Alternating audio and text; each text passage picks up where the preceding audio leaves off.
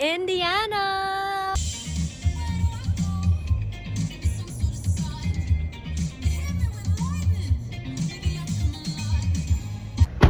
One of the things in my bucket list is to visit Indiana, just because one of my comfort series is in Indiana, the middle